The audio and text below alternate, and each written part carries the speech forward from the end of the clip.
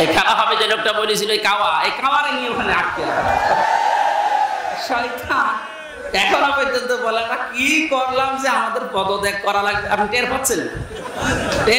আপনি আয়না ঘরে চলেন, আমরা ডিবি অফিসে চলেন। 3 বছর জেল খাটার পরে মনে করলাম যে যাকে এবার মনে হয় আমার অনুমতি দেবে। ওরে আল্লাহ, এর মধ্যে আরো কঠিন। আমার কুষ্টিয়ার যে আল্লাহর ওলি ছিল মাহবুবুল আলম হানিফ, এই লোকটাই হাইব্রিড।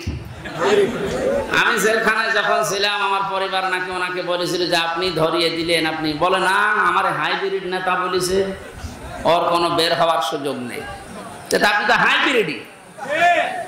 এখনো যে পজিশন কুষ্টিয়ায় আমার মনে হয় এখন তো আরো 100 ভাগ। এর আগে এই 17 বছরও যদিও আমার সাথেও ভোটে দাঁড়াইতো ফেল দিত,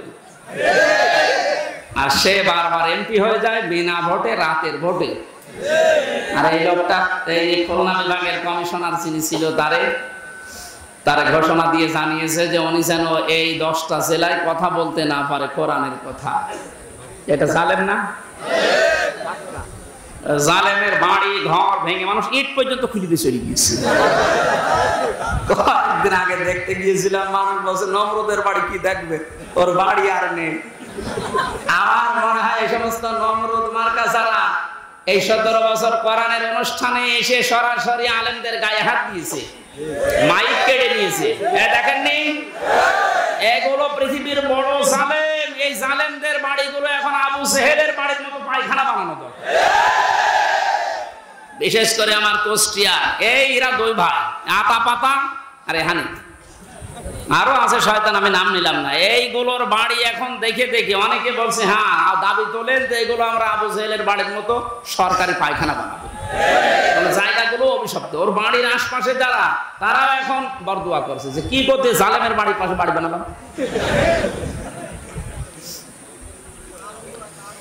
যশোরবাসী কোরআনের যে মেসেজটা দেওয়ার জন্য পর্যন্ত আসলাম, তাহলে কোরআন আজকে থেকে প্রচার করা লাগবে দল মত নির্বিশেষে। এটা দায়িত্ব মনে করে, এটা কিন্তু নামাজের মতো ফরজ একটা কাজ। আমি আবার একটা কথা স্মরণ করাচ্ছি, 17 বছর যারা তাফসীর মাহফিলে, ওয়াজ মাহফিলে, কোরআনের অনুষ্ঠানে আলেমদের মাইক কেড়ে নিয়েছে, বাধা দিয়েছে, অনুমতি দিতে চাইনি, একটাকেও কোনো মাফ নেই, কোনো ছাড় নেই। এদের অর্থ সম্পদ গুলো এখন কোরআনের প্রচারের কাছে ব্যয় করবেন, আর এদের ওই বাড়ি ঘর জায়গা জমি যেগুলো আছে ওগুলো তো অভিশপ্ত জায়গা, ও জনগণের জন্য টয়লেট বানানো লাগবে। এইটাই হবে উত্তম বিচার। কারণ ও জায়গায় কেউ মানে বসবাস করতেও চাইবে না, কারণ জায়গাটা অভিশপ্ত। আমরা হজে গিয়েছিলাম, একটা জায়গা আছে, ওই জায়গা থেকে পেছন থেকে আওয়াজ দেওয়া হয় যারা মুআল্লিম, বলে এই জায়গা তাড়াতাড়ি পার হন, এটা গজবের জায়গা। তাহলে গজবের জায়গা তাড়াতাড়ি পার হওয়া দরকার। এই গজবের জায়গাগুলো আবু জেহেলের বাড়ির মতো টয়লেট বানানো দরকার। এমনকি সর্বোচ্চ গজবের জায়গা যেটা এদেশে মানুষ ভেঙে আগুন ধরিয়ে পুড়িয়ে দিয়েছে, ওই জায়গাটাও এখন টয়লেট বানানো দরকার। আমি কাবা শরীফ তাওয়াফ করার পরে উপর দিয়ে ঘুরছিলাম, হঠাৎ করে পুলিশ আমি বললাম ভাই এতক্ষণ তো ভালোই ছিলাম, এখন আমার পেটে ব্যথা করছে। আমার বলে ইয়া হাজিউল হুজ্জা তাইনা বিলাদুকা, হাসি দেশ কোথায়? যে তুমি বাংলাদেশ থেকে এসেছি। ওনার ভাষা দিয়ে আমারে বলছে আপনি জানেন না এটা কোন জায়গা? না তো। যে আবু জেহেলের বাড়ি, আপনি এখনো পায়খানা না করে দাঁড়িয়ে আছেন, তাড়াতাড়ি করে। আরে আল্লাহ, পায়খানা করে দেখি আমার পেটের ব্যথা ভালো হয়ে গেছে। তার মানে এই বাড়িগুলো এখন ওই রকম অভিশপ্ত, ওখানে গেলে কিছু না করলে পেটের ব্যথা ভালো হবে না।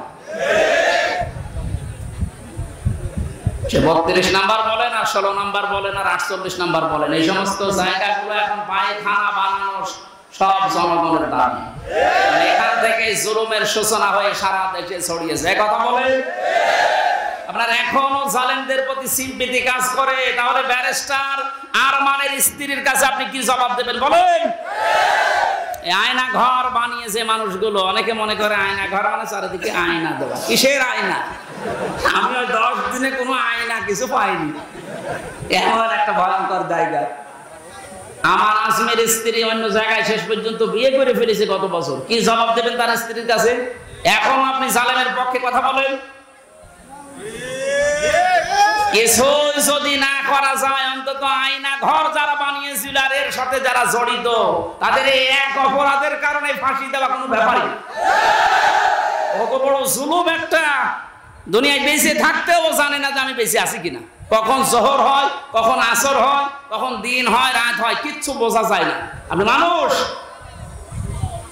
এখনো পর্যন্ত বলে যে আমি কি করেছি যে আমি পালিয়ে যাব, কি করেছে সামনে, কি করেছে তোরে আমি নিয়ে ওই জায়গায় তো মাত্র খালি তো 8 বছর না, শুধু 8 দিন আটকে রাখবো, এমনি মরে যাবে। এই খাওয়া হবে যে লোকটা বলেছিল, এই কাওয়ারে নিয়ে ওখানে আটকে রাখবে শয়তান। এখনো পর্যন্ত বলে না কি করলাম যে আমাদের পদত্যাগ করা লাগবে। আপনি টের পাচ্ছেন? টের পাচ্ছেন? আপনি আয়না ঘরে চলেন, আমরা ডিবি অফিসে চলেন।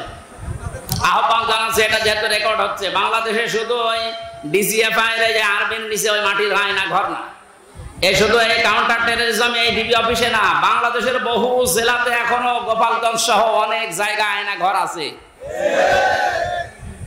এই জায়গায় এখনো মনে হয় মানুষজন আছে, যদি খোঁজ নেওয়া যায় পাওয়া যাবে। যারা আছে তাদেরকে এই মুহূর্তে মুক্ত করার দাবি জানাচ্ছি। এর চাইতে মানবতা বিরোধী অপরাধ আর হয় না। আল্লাহ আমাদের সম্মতি দান করুন। কোরআন প্রচার করতে গেলে গোপনকারী, আল্লাহর ভাষায় জালেম। আমরা জালেম হতে চাই? সুতরাং তেলাওয়াতকৃত আয়াতটা সামনে রেখে যেহেতু তাফসীর লিখেছেন, হক আদায় করার একটু চেষ্টা চালাচ্ছি। সব বাদ দিয়ে দিলাম।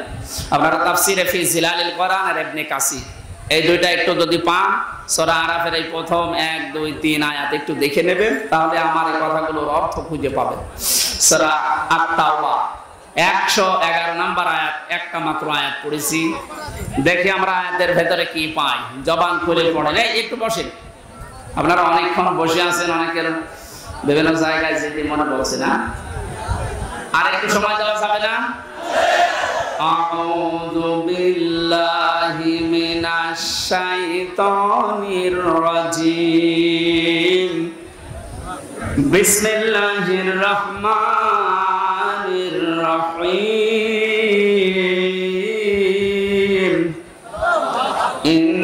ইন্নাল্লাহা আশতারা মিনাল মুমিনিনা আনফুসাহুম ওয়া আমওয়ালাহুম বিআন্না লাহুমুল জান্নাহ।